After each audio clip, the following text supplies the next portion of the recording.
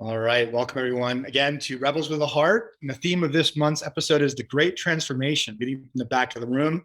And as usual, we have some amazing leaders, amazing heart-centered leaders and guests who will share their stories, their expertise, their wisdom, and their hearts with each of you. And we're blessed to have them. So with that, thank you for joining us. Pat Wadors, I'll kick the microphone over to you first and let you introduce yourself and a little bit about who you are to our audience today. Thanks for being here. Thank you. I can start by introducing myself. I'm Pat Wadors. Pleasure to be here. I'm currently sitting as the head of people at UKG. It's a merger of two companies called Kronos and Ultimate Software. They merged 2 years ago, right at the pandemic. So as they are emerging out of this pandemic, they're learning how to grow together. So it's an exciting time. I was on their board, decided to step down from that position and take the operator job. And I'm 5 weeks in, so I'm still learning. Amazing. Thank you, Pat. And we'll go over to you, Claude. Thanks for joining us. Yeah, thank you for having me. Great to be here, everyone. My name's Claude Silver. I'm the Chief Heart Officer at VaynerX. VaynerMedia is the company you probably hear more so. I've been working with Gary Vaynerchuk side by side for 8 years now and 6 years in the role of Chief Heart Officer, I'm in New Jersey, but we're headquartered in New York, and we're a creative social media advertising agency. Amazing. Thanks for joining us today, Claude. And Jose, we'll go over to you. Hey everyone, thank you for being here. Thank you for having me. Jose Cong, been around the block for quite a while. My career has stretched from early day NVIDIA and other startups. Eventually, I landed at Apple, where I saw the scale of iPhone, literally from its genesis. Ended up leaving Apple in 2011, joined a small garage company called Nest Labs, saw that through an acquisition by Google in 2014, decided to go build a HR systems company because I was frustrated with not having access to data. And in 2018, I effectively decided to retire and become a stay-at-home dad.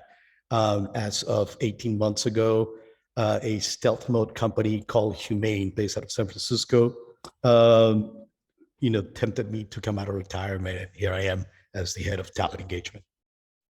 Awesome. Well, welcome, Jose. I think each of you has a fun story of how you've ended up in your roles. We'll get more of that detail in just a moment. But again, I'm Derek Lundsten, host of the Rebels with a Heart series, as well as president of LifeGuides, which is a platform to connect people who have been through a life experience, event, or challenge with others who are going through that same experience for the purpose of sharing empathy, wisdom, and resources, and helping them live their best life. So with that, I'll kind of kick it off. So the series is called Rebels of the Heart. And Claude, your title is, I'd say, trailblazing as the world's first chief heart officer. Tell us a little bit about that origin and the purpose and meaning and why that came to be. Because I know, just from what I know of Jose and Pat, they share in the core purpose, I believe, of where that came from. But it's to be here in your words, I think, to start off. So sure, yeah, I'd love to. It's a rock star title, and I think many of us probably on this call and certainly on the screen could have the title because it's probably who we are. Putting people and our talent at the epicenter of what we're doing and taking care of people from soup to nuts, from the beginning of their journey with us until their last breath with us, and then onward. The way it came about is I just always being a player coach type of person. I joined VaynerMedia with Gary Vaynerchuk 8 years ago, and I was the first woman that he hired, first female senior woman that he hired, probably one of the oldest at that moment in time. I think our average age was 23, and we just had a mano a mano. We just had a very similar belief in human beings and possibility and optimism, I would say, being very rebellious with our optimism. And I was running the Unilever accounts. I was a strategist for a zillion years at agencies. And he started to have me go to the other offices. And when I asked him why, he said, go do that thing that you do. And that was the first time a boss of mine saw through what I do to get a paycheck. And so I eventually told Gary, thank you so much. I love this place. I've been there for 16 months, but I'm not interested in advertising anymore. And he said, what do you want to do? And I said, I love the heart of this place. I love the people. And so one thing led to another, and we created the Chief Heart Officer. role. The only job description I have, 6 years in continuously, is to infuse, to touch every single employee and infuse the agency with empathy. Mm, And you're probably going to see my little girl in 1 second here, who's just nice. crawled behind me. And so my job is to scale him and is to really make sure that both the ethos of who we are, our values, our principles, from the micro to the macro and the macro to the micro, really are felt Mm. on a global level, from the individual to all 1,600 people now. So That's beautiful. Well, Yeah. thank you for sharing that story. I'm going to dig in more on that. I hope your daughter does join. We have a lot of She's right here. So that's cool. Here. And Thanks. it's actually really relevant, the role of taking care of people from their first breath to their last organization. You mentioned something in your introduction, Pat, I want to kind of come back to, which was you're leading an integration of, leading companies in the pandemic in a really unique time. The organization wasn't, you've been there as a board member, and now you stepped in to help establish the reemergence, if you will, from the last couple of years. How is that chief heart or heart valued centered piece fusing into your work in this new role, as you've shifted back into an operational executive? Gosh, I think I want to get that title. I love that chief art officer title. I'm always about the care of the employee, right? The sentiment, like from that journey, that experience, and how they experience UKG. And I want to deliver on that promise. I mean, the acronym stands for United, Kind, and Growing. And so how do you manifest that, right? And I want to, figure out a way for every UCUR around the world to have this amazing experience and make friends at work, right? I know that if I have a sense of belonging and make friends at work, I'm going to have more energy. I'm going to have better mental health. I'll have more grit, resilience, take more risks together. I think it just creates a healthier company. And so I love the leadership. I love what they're trying to do. I love that the tool itself, the platform they're building, is people-centric. It's all about serving our customers and their employees. And so I get to multiply not only what we do at UKG, but all of our customers. And so that gets me really excited every day when I get up. I love that. And I think it's awesome that you shared the UKG, the United, Kind, and Growing. It's very relevant. I think it's a nice transition to you, Jose, because I think one of the things that caught my attention, we met a few weeks ago, was just how quickly you shared the core values of Humane and how that is the guiding principle of your recruiting, your people experience, and what you all are building. So maybe you want to share a little bit about that and where the company's going right now with that. So. No, absolutely. As I said, I was happily retired, raising a 1-year-old at home, giving my wife the ability to follow her career, her dreams.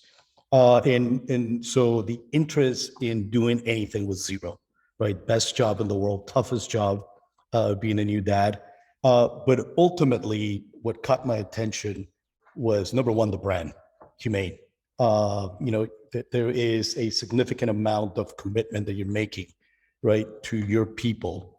If the name of your company is going to be Humane. Number two, it was a genuine delivery and articulation of trust, truth, and joy, which are the values that we seek. And I can't talk about the product that we're working on and building, but I can tell you that trust, truth, and joy is going to be fundamental to the acceptance of what we're doing. In order to focus and invest and to make sure that we are going to deliver that, we have to live those values ourselves. They can't just be words on a wall. And for me, it was, honestly, the first time meeting a couple of founders they have never worked with before, right? And getting a genuine sense of their commitment to this vision, a vision that started by thinking about the type of company that they wanted to build and how they wanted to be represented by every employee long before they settled on the ultimate vision from what the company was going to build. And so for me, it was one of those tough decisions where I didn't want to do it, but I thought I wanted to do it. And in the end, I realized that, what I could bring in terms of my almost 20 years of experience could probably fill the gaps that were missing. And I thought that I would feel extremely guilty if they failed because I failed to join. and that I was going to be jealous if they succeeded without me. And so here I am. That's awesome. Thanks for being here. So I'm going to ask a two-part question. It's going to be a little bit of a kind of, maybe it's actually two questions, but they're related. So I think the one thing that's very clear from each of you is you've been all doing this work of people-focused, heart-centered leadership for probably your whole careers, but especially prominent over the last decade. It's seen, it's been evident, you've been talking about it, you've been demonstrating it.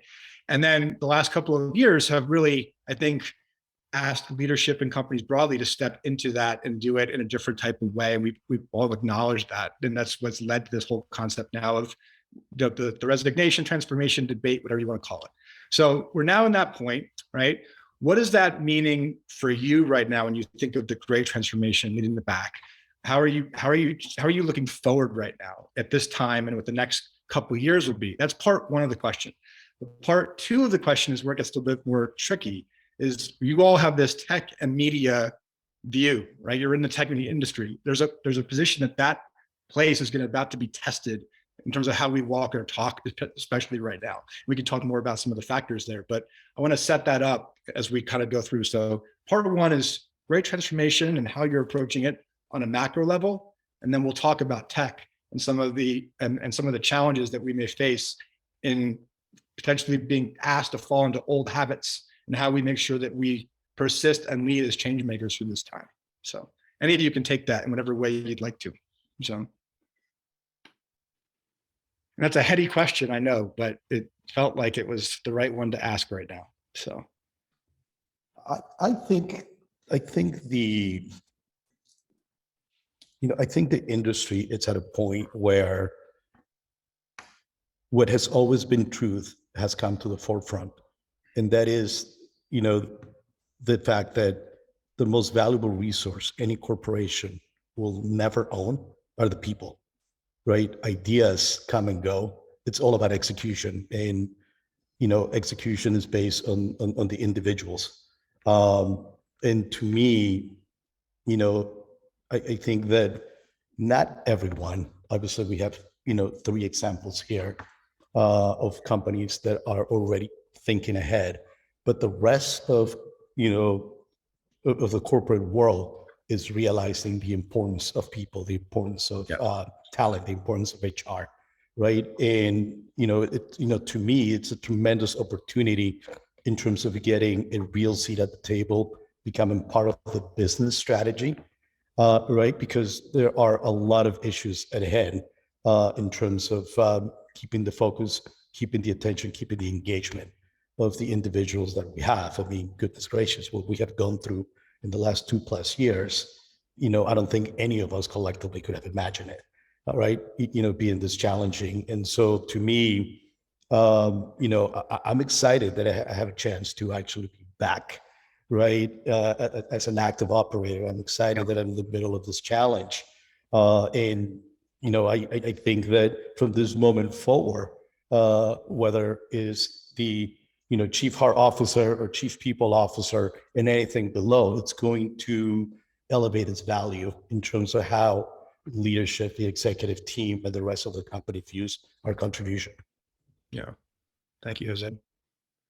I'll step in a little bit. I still have the email I sent out while I was at ServiceNow when the pandemic hit and said, look, we're just going to hunker down for a couple of weeks and let this COVID thing pass over our heads while we're at home, and then we'll come back to work. So see you in a few, and we'll see you in a bit. And then how wrong I was, how wrong so many of us were. And what I reflect upon, and this is with all great learning, like the first, foray out into something unknown, we make a lot of mistakes and we learn and we iterate and we grow. And that's what we did, right? But what I learned is that we sent everyone that could come home or go somewhere safe outside the work 4 walls. We sent them home to be safe. And we did not train them. We did not guide them. We did not say, if you never worked digitally before, here's best tips. So we just kind of like threw you out there. And those that were still required based on the criticality of their job, they were still coming in, and we made mistakes about how did we communicate those that came in, those that didn't, how did we nurture them? And then you had social unrest, and you had so many conversations happening and people hurting and feeling isolated. And the care of the human elevated over and over again. The care of the human elevated, and it shined through. And telling the human stories and teaching our leaders how to be vulnerable and authentic in that moment and continue to be that way past the pandemic is critical. We can't go backwards. We can't. And we can't be all things to all people, right? So at UKG, our purpose is people, which is great. I love that. But you'll have some roles that will be office anchored, right? And some roles that will be more digitally based. And they're going to be for purpose. And they're going to be, some will come in the office a couple of days a week for different reasons, to serve the customer, to solve problems, to innovate, to take care of others. So we have to be more agile as leaders. We have to listen carefully.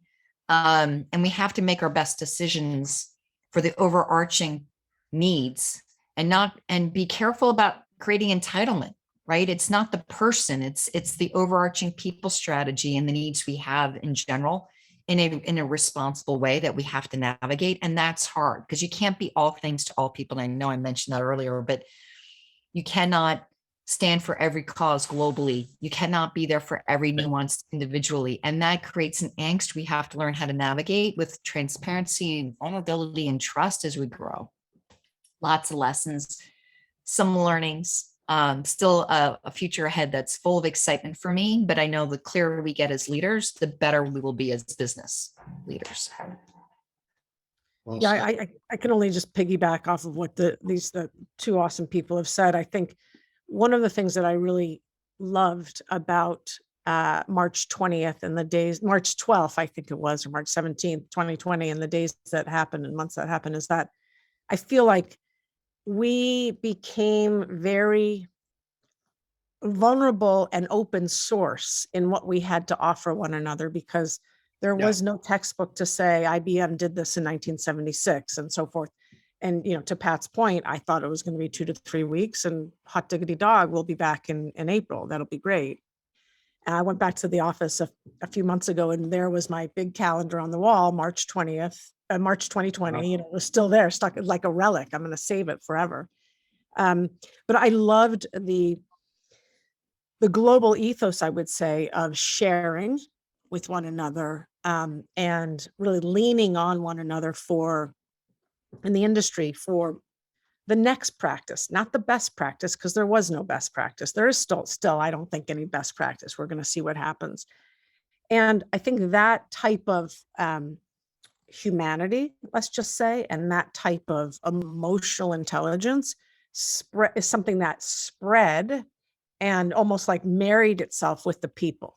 So that was something we needed. We all needed information. How are you going to do this? How are you going to take care of your people? Triage, adapt. And then at the same time, the roar of our people got louder. And I mean roar in a wonderful way. The needs, we had the murder of George Floyd, all the social unrest that we know that happened. And one of the things that I think is so essential is that while we see the working world shift, and we're right here, right now, I mean, we're virtual right here, right now, I believe there's a shift from work life to life. And work is a part of life. And this younger generation, certainly younger than me, Gen Z, who I think will certainly change the world, and the younger millennials, work is a part of life. It's not work life. Let me do that. Let me hustle. Let me grind. Let me have stress every single day of our life. So I think what I see on a global level is how are we, the company, we responding to the heart, which is our people. And what are we doing at scale strategically to make sure that we can meet them where they are, but also guide them to where we, A, know that they can be, and B, obviously where we need them to be as a business. Yeah. Well said by all of you. And I think one of the things that was clear from this time is that exactly what you said, tech has really taken a pioneering role in sharing and cultivating the best practices across organizations and really being examples for what's possible in this way. And I think a lot of companies across different industries have learned, and vice versa. It's been sharing across the board. Coming back to that more challenging part of the question, right? So right now we're at a point over the last month. So a month ago, we were doing exactly that conversation, Claude. We were talking about what is hybrid work? How do we do this? How do we create new rules of work? How do we not, and that's not even the right word. How do we create new methods for working and adaptability for different styles and needs and personalization. And I think that's still very much true and real, needs to be considered. And then the last few weeks, we've seen the financial markets really take a dramatic shift. And as we know from a business leadership standpoint, boards and executive teams are starting to ask hard questions. And so this is a moment again where tech is at the forefront, and I believe has an opportunity to eventually double down and show what heart-based leadership looks like through a financial shift, and or fall into old models of how we've gotten through these in the past. And so as you consider that, and I read an article today about layoffs are trending, right? Trendy, right? That's a scary concept, that would be a trendy idea. And so how do we counteract that proactively and say, how do we learn from what's happened over the last 2 years and apply that now to that mode, especially recognizing that all three of the organizations are highly growth-oriented leaders in your industry and or aspirationally, and have the financial resources and support from your boards to be examples of change. I think that's why I'm asking this question to you all, because I know your executives, I know of your executives and boards that they're out there being really big advocates for stakeholder capitalism and thinking beyond just traditional corporate metrics, right? So anyone can take that part. So. Such an easy question, right? Well, you guys are top talent, so I'm giving you the hard one. Why? Honestly, I think that the one thing that we have to admit, and it's a continuation of what has been said, is that uncharted territory, right? We have to admit that we don't have all the answers. We have to admit that we have made some mistakes. We have to admit that, at times, certain topics are scary. Right? I wake up in the middle of the night wondering, is hybrid the right way to go, right? Should we consider full remote? At what point do we capture, especially, from our perspective, being a small, highly scalable startup, how do we get everybody under one roof so we can, grow from that energy that we tend to generate by being together? And, my answer changes, right, from week to week sometimes. And I think we have to be open to the fact that, the world has changed. I think we're experiencing something that was going to happen anyways because of Gen Z over there, lifetime in the workplace. But because of COVID, now would be a force, right, to accelerate everything and come up with answers within 2 years. I think it's, I think it's going to come down to having open and honest conversations with leaders and making sure that leaders do, the one thing that I'm not sure the leaders do very well, which is listen from the bottom up, get a sense from the sentiments, realize that, not everybody, lives alone, it's single, right? And is committed to working, from home or the office. Realize that you have individuals with different needs, and some of these needs have been amplified because of the quarantine over the past 2 years. And we have to, get away from a cookie cutting approach, right? And we have to be flexible in terms of how do we take care of our people. Jose, I just want to add to that. I mean, if you think about the 9-to-5 job, it's an industrial revolution construct. It's not meant for today. And if you think about how we work, where we work, the cultural nuances around where we work, the technology that's emerged, and the demands of the talent out there and how they wish to work, how they wish to be compensated, supported, developed, different employee value props out there. I mean, you can have different promises to employees and craft a different culture that works for you, your company, your product, your services, your customer. But co-creating and listening, all the things you just said were just powerful. I mean, we've got to lean in and co-create and listen, and then pick our lane, pick our swim lane, whatever that is, and be vulnerable in the learnings. It's going to be perfectly imperfect. I don't think I've done anything in my career that's been perfect out of the chute. Maybe once, and it scared me. I think it only happened once. And it scared me. Like, what did I do that I can't repeat this. So lots of learning. I agree. I think you said it. You both said it so well. I think pick a lane is very important, because we could, throw a lot of spaghetti on the wall right now. But what's really true is at the heart of everything we do is human beings, and it's even the human beings that are creating the the AI and the robots and all of that. And, a lot of times people say, why heart? And I think it's so cliche, but all of us, our central operating system is a heart, and every single organization's central operating system is their humans. It's what it is. And to Jose's point, I think this was bound to happen at some point. I don't know if any of us, well, obviously none of us were ready, but it all happens at once. And so now we've got the DE&I is at the forefront, and tomorrow it'll be something different. Once DE&I, hope and pray, becomes oxygen to us, and we don't have to purposely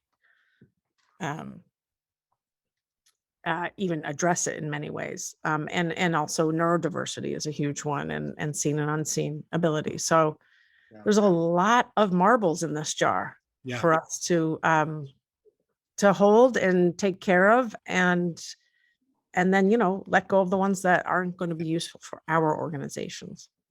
Absolutely. So as something you said, I want to shift to picking a lane here and also focusing from the heart for a moment into the brain. It's May, it's Mental Health Awareness Month. How has this particular May compared to previous Mental Health Awareness Months of the last couple of years? It feels somewhat different to me. I'm not sure if you all feel the same. It shaped the conversation of the last couple of years related to full employee well-being, individual needs, making sure your people are okay, providing resources changed a lot. How is this year different for you from previous, the last couple, and how is it going forward? How are you looking at this going forward? I'll speak first on this one. I mean, it's been so obvious the care of mental health and well-being is in the forefront, right? We know that we have a sense of belonging, we have higher well-being, right? And we feel cared for. Something goes bad at work, someone's there to help me, right? That's huge. We see way more offerings meeting employees and their families where they are, and extension of benefits.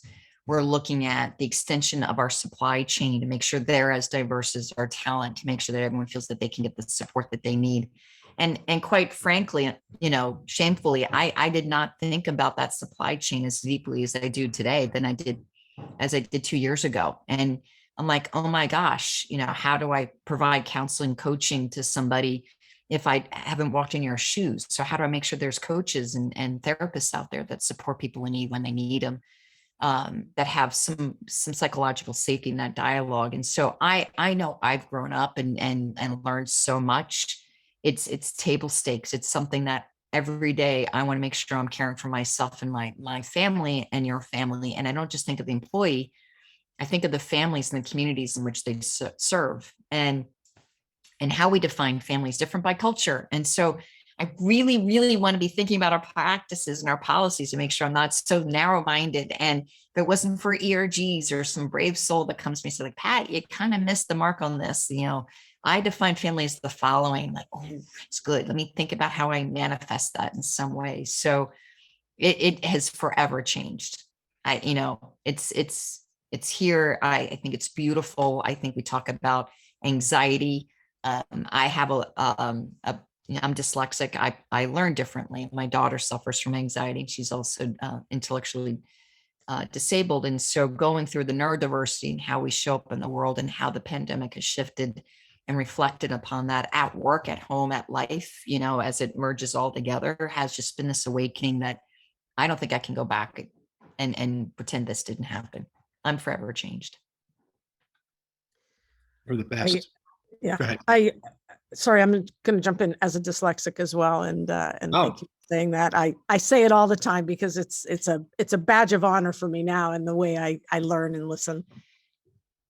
Even up to today, we are dealing with changes, especially in North America and America, with Roe versus Wade. I mean, we are dealing with things right, left, and center. And what do you call that? Whack-a-mole thing. And I don't mean whack-a-mole and insensitivity. We have to deal with these things, with these really big issues. And, one of the things we put in I changed our benefits, or asked that we change our benefits to my team, to make sure that we were allowing for including gender transformation was really important. IVF, obviously beefing those things up. People are having babies later in life in some cases, making sure that even as an independent company that we are, because we don't have a board and we don't report to Wall Street. So, but making sure that we have what I would consider the bare bones, table stakes in place. And now, making sure that people that need or want an abortion can travel to other states. And it's every single day, whether or not it's anxiety and the person that is really freaking out right now and doesn't want to take the train to the city, or doesn't want to drive in LA traffic, or it's a lot. It's a lot. And I think the one thing that, if there's one thing that I am learning, I have not learned, continuously learning, is those of us on this screen, and I'm sure those of us in the chat and here who are in the business of people, we oftentimes don't take care of ourselves. We oftentimes don't make sure our team is, our team is in service of. So that's one of those things that I think is just really important, that we also are going to experience burnout. Certainly the summer of 2020 was not easy for any one of us. Yeah. So just one of those things to kind of add, we need to be mindful and self-compassionate with ourselves as well. Yeah, well said, Claude. Thank you for that. For me, I would add that I think the biggest change that I've seen is, taking a leadership approach in terms of, realizing that, we're literally at work from the time we wake up until the time, we go to bed, because, we have access to multiple devices. Yep. And, and literally our home has become our office. And, for those of us who are also attempting to create a hybrid mode and scale, it really does put a lot of pressure. For me, it's about reminding my team of what PTO stands for, reminding my team that it's okay to be burned out. It's okay to be tired. It's okay, to raise your hand. But also realizing that guiding individuals, pointing to a policy, right, mentioning at every meeting is not enough. And so I tend to go out of my way to make sure that I myself lead by example. There are times where, I can't share with my team how stressful I am, how tired I am, right? And at times I just need a day off, right? And it's one of those days off where I do it at the last minute, unplanned. And, lately I've been more mindful about doing it more on purpose, to give the okay, to give the example of my team to do so, and making sure that other leaders in the organization are seeing it as well. And just making sure that you take a moment, right, during the week to ask someone on your team how they are doing. Like, forget about the responsibilities, forget about work, forget about business. Take a moment and ask them, how are you doing, right? And get a sense for, their reaction, not just on their response, on their body language, on the energy level, the tone. I think all of that is important. And especially nowadays that we are doing most of these, right, over Zoom or any other video conference. Yeah.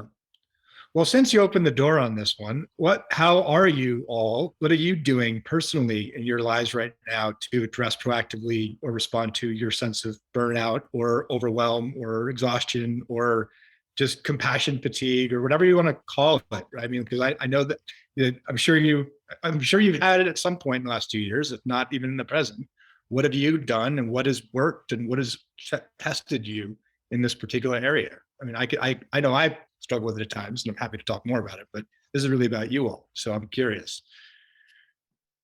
I'll jump in. I'll say I'm a new parent. I have 2 kids now. One 3.5. Congratulations.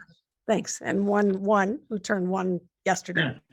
And that not only did that increase the empathy that I actually thought I had, but I didn't, for working parents. It really gave me a lot of humility around that. Setting my, I don't book a meeting here. Please don't book a meeting here. So bookending my day for sure is a really big part of it.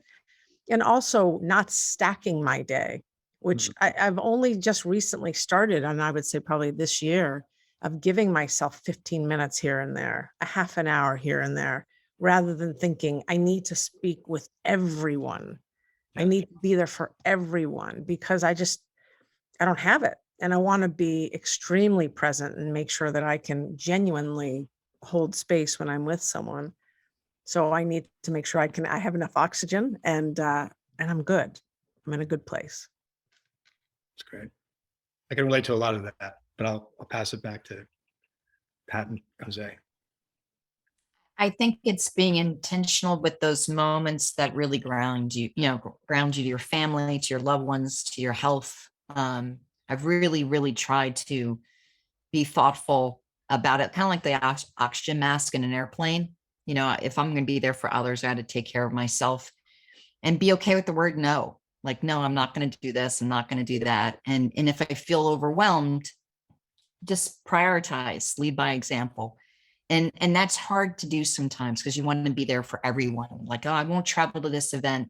People are going to be disappointed, but I need my energy for this thing, right? Or something else is coming down. And the one thing I learned to do, especially during this time, but I've learned it earlier in my career, is to be really transparent what's going on in my life, right? And as a leader, like if like I said, my daughter has special needs. So if she's getting an IEP, it breaks my heart. Like if she goes through school and assessment, like those are tough days. And so I tell my team, these are one of those days. So they don't think it's them that I'm like short or distracted. It's me, right? I'm going through my life and I need my space. I'm very clear about that. I'm clear when it is, if I'm feeling under the weather or, that I need space with my family and this is my vacation. And so I want to model those things. So when my team's out on their vacation, they shut down. They actually are present for their loved ones and their family and their friends. And so if I'm not leading by that example, I ask them to hold me accountable, right? Because I can work. I love what I get to do every day. And I don't mind sending the email on a Sunday, but that doesn't mean I want you to respond. And then I realize, you know what? I don't have to send it on Sunday. I can just tee this stuff up on Monday and still get my work energy out and be thoughtful and not make anyone feel the pressure to respond. So I'm just still learning. Like I'm imperfect in this, but I'm still learning. Thank you, Pat. For me, honestly, I think it's been easy. It's been facilitated by the fact that I have two founders who are empathetic to, the sufferings of the world right now with the current situations. Two individuals who understand as parents the challenges that a new parent faces. Claude, much like you, I thought I understood, not until 3 years ago. And so, as we were trying to negotiate me joining Humane, it was comforting to know that they were willing, since I have to commute about an hour each way, that they were willing to negotiate a set schedule for me. So everyone knows that between 8:30 to 9:30, I'm commuting. Like I want to be able to wake up. I want to be able to help get my kid ready for school. I want to be there and spend some time. And everybody also understands that, at 3:00, I'm out the door, right? And I'm driving back and I'm racing to be the person that picks them up from school. And that, from that time until 8:00, when he finally goes to bed, unless it's an emergency, I'm not jumping on a call. I'm not jumping on Slack. I'm not jumping on text, right? And it's to me, it's again, leading by example, right? I'm not the only parent. I'm not the only one suffering, with these types of, challenging schedules with family responsibilities. But I realize that the more intentional I am in terms of creating those boundaries, and I'm a workaholic, so it's hard for me to do that. The easier it is for the rest of the organization, hopefully for others in cross-functional organizations to realize that, hey, this is the new way of doing business. This is the new way of working. Yeah. So to that point, something you all kind of alluded to this in this concept of empathy, but more so the fact that we're constantly, and we can't fully appreciate it until we experience it. And there's truth in that. That's real empathy. I think we can get as close as we can to being able to experience that when we've not through active listening. How are you all dealing with the fact that it seems like every day right now, there's some new challenge and crisis that comes along in the media that we're hearing about that affect subsets of our teams, our population, and our stakeholders. How are you personally managing it? I struggle with it. You made the comment, you can't be the barrier or the advocate for every cause or in every challenge and every issue, but even if you want to be. And so how are you balancing that demand and the expectations that you have from the people that you lead and serve, and your own sense of where that kind of idealism and advocacy comes from, and also balancing just how to keep it all together? I'm genuinely curious, because it's something I personally struggle with at times, is really how do you really put it out there and lead and make sure that you're supporting and giving room and space for people, and at the same time, and allowing them to process, at the same time making sure that you're holding the team together and fulfilling on the mission, fulfilling on the work. It's a really hard harmony to create from my perspective. So, Well, from where I sit, it can't just be me. It's not just me. It's everyone is responsible for co-cultivating the culture and taking care of one another. And I truly believe that in our culture, one that is based around belonging and bravery, that is something that you immediately you feel. You know, every single person goes through a 3-day orientation, no matter if you're a C-suite or you're a junior copywriter, you're sitting next to each other, or you're on a Zoom right now. And I think that type of familiarity and friendliness and warmth that we have is really something that pays off in dividends.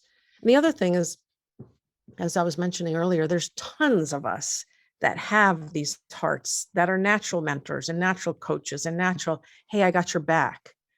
Hey, I can help you with that. Listen, I've fallen down too.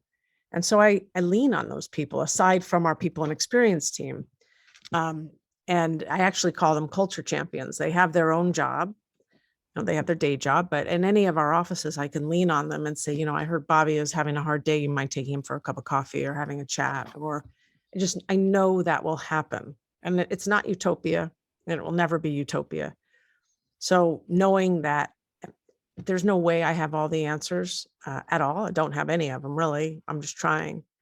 And letting other people play to their strengths and be in those positions where it feels good to make someone feel seen. I think we can all relate to that.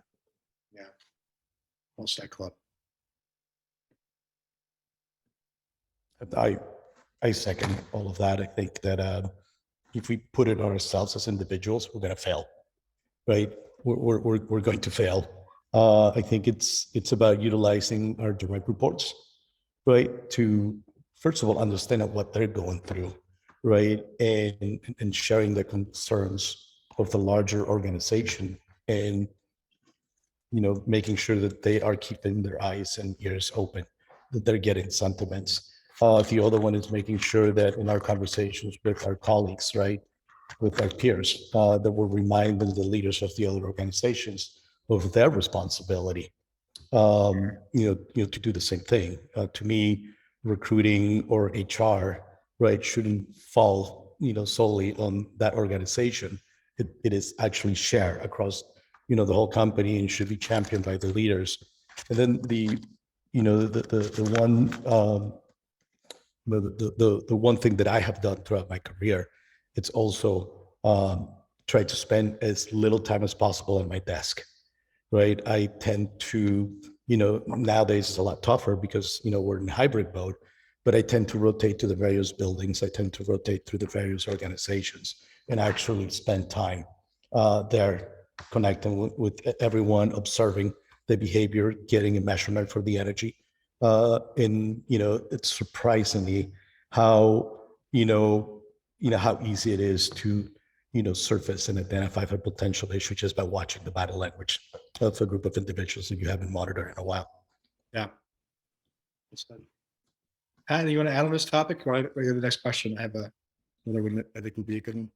I think the only, bow on all this, it's been great. It's just like co-create, listen, use your culture champions, your heart champions, listen, observe, iterate, have an agile approach to it. Because what happens is that we put in a solution and we kind of put our feet in, stick it in, and we're like, okay, we got the solution, and it may not actually serve its purpose. And so being willing to throw that idea out and try something else as we learn and grow is something that we have to get used to doing.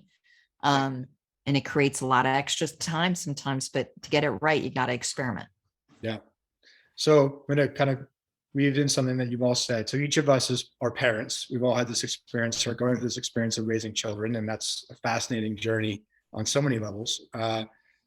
When you think about this concept of learning and just now as we're seeing the transformation of work and how schools and education of our kids has been affected over the last couple of years, how are you personally approaching and what are your companies doing now to transform how you think back to families, how you think about creating an environment for children to flourish, for education model to be overhauled, reflecting this new design of work? Pat, I think it's an important, it's a must have if we're going to truly go into the next generation of work, that we think through that aspect of child care, child education, doing those different pieces. What are you doing there? And if you're not, that's cool. I'm just kind of curious. And what would you like to do there if you had the opportunity to really put your fingerprints on that part of your role within your companies?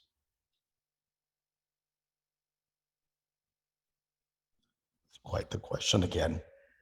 So being a startup, obviously, resources are limited, right? Moving so fast, we don't have a concrete answer there. If I had a magic wand, I think it would be a way to figure out, how to empower parents, right, to structure their calendars, to structure the expectations of availability across the whole organization, much like how I'm doing it with my schedule and my team. And again, to remind individuals, as Pat said, this is not the Industrial Revolution anymore. Right. We're not working around the natural light from, sun up to sundown, right? We literally find ourselves, working at any moment. And so, is there an understanding for us to, participate in getting the work done, but to do it in a way in which everyone understands that, we're going to be doing it at different hours, and just empowering parents to not feel guilty about being parents, right? You shouldn't have to choose between, staying at work to attend a meeting that most likely, you shouldn't be attending, or maybe it's not a meeting, right, that is valid, or, leaving to go pick up your kid, even if it is a couple of days a week. But I think that, if I had the magic wand, it would be, how do we treat, people ops? How do we treat HR, as a product, and design it from the ground up, to serve various individuals and not just create, copy cutter, policies, because of what IBM did in the past. I think, it's, the beauty of where we are today, in terms of how fast we're moving at the speed of development, is to utilize that and to treat HR as a product, right? And understand your customer. Like you can't just go design a service or a product and assume it's going to sell. You have to do market research. You have to understand, right, what you're, what problems you're solving. I think it's time to start to take the same approach from a people ops perspective. Well said, Jose. Claude or Pat? Yeah, I'll just chime in and say, I think that we have to acknowledge that every single person learns differently. And that's something that, Pat and I have already spoken about that individually on this call, and not everyone is going to be able to learn from a video or sit in a 3-hour training. And a lot of us are experiential learners and need someone to just sit with us in the trenches. And while that might seem ineffective or inefficient to many who hold the purse strings, it's really not. I mean, if you want to turn a performer into a high performer, just listen to what they need. And I think the same. I mean, I have very young children, so this is all, I'm just looking at it right now, but watching people shine and watching people in their sweet spot is is kind of one of the best sights I've ever seen. And watching someone ask for help.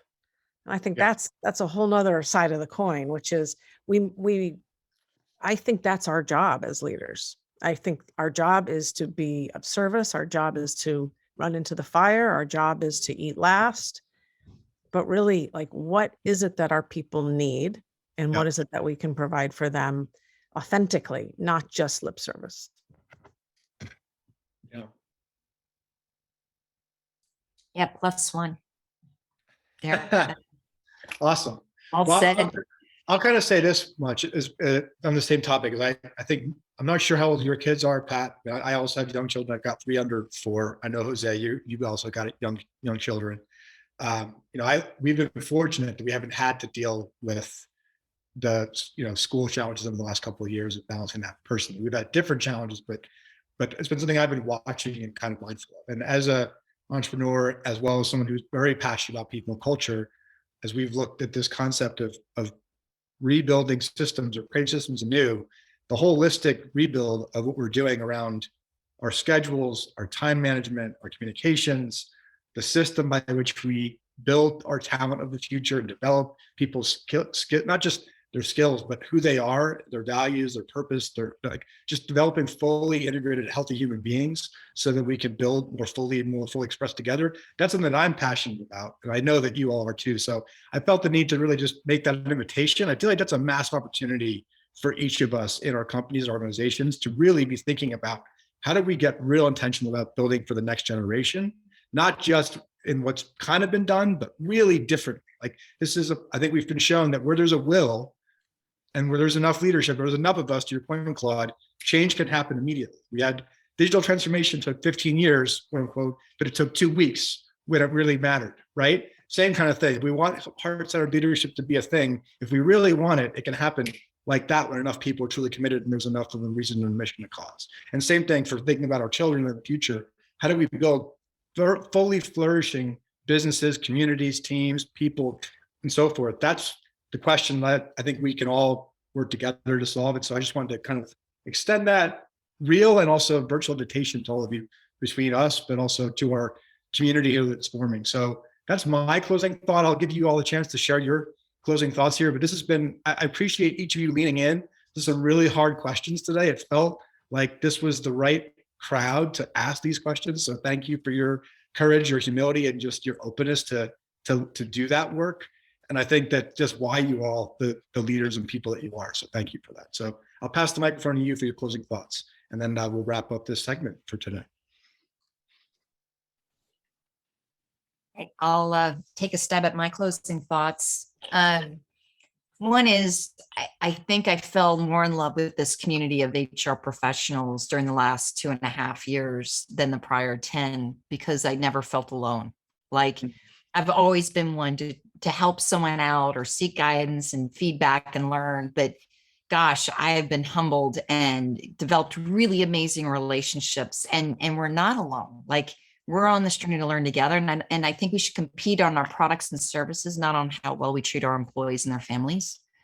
And I think everyone's locking arms and doing some amazing things. And I'm just so proud of just everything y'all shared today. And I walk away with just more energy, more humility, and excitement for the learning the next generation, because it's pretty amazing what we went through, and the future's brighter because we went through this journey. Thank you, Pat. Big snaps on this end, as the kids do. I thought, yes, yes, yes. And as we said before we got on the screen, Pat, I didn't know anything about HR. You were the only person I knew that was doing something which I thought was quite human and disruptive at LinkedIn. And I cold called you and you were there. I can barely remember what I asked you, but hearing you now and hearing the ethos of and your heart is like, yeah, this is exactly why I called her. This is exactly why I'm just humbled to be on the call. I can't, and the other thing is, quite frankly, while we're all different and we're phenomenally unique and all of that, we all have red blood. We all have a variety of similar emotions. None of us want to go into the workplace really with armor on anymore, whether or not it's the screen or whatever. So that acknowledgement of we are human. We are Yes. human. We are living life. This is life. So thank you for having me. I really, really appreciate it. And again, thank you, Derek. So pleasure and honor. Thank you, Claude. Jose. Amazing perspectives, Claude and Pat. So happy that I participated in this. For me, I think the ultimate takeaway, it's literally, Derek, lean back so everyone can see your t-shirt. I think that's exactly what we need to, adopt as our flag, right? We need heart and we need to be rebels. I think, this is, I speak this from experience. Earlier in my career, I was relegated to, waiting in the corner and reacting to issues, right? I think it's time to be vocal. I think it's time to be intentional. I think it's time for us to step up as leaders, right? And start to point out the smoke before there's a fire. It is a lot more fulfilling to actually solve an issue that hasn't completely erupted in flames than it is to go put that flame out, right? And so to me, it's, I think if we're taking anything back into a hopefully soon to be post-pandemic, post-war, post-social injustice, post-political divide, it's going to be that, we need to be aggressive, we need to be rebels, and we need to lead with the heart. Music to my heart, that's for sure. So, well, with that, immense gratitude for each of you and your work and who you are, and just deep appreciation for the community of leaders who have joined us today and who will watch this later, and honored to be with you on the journey. So thank you all. I wish you a wonderful day, and we'll see you on the next Rebels. Thank you. Everyone.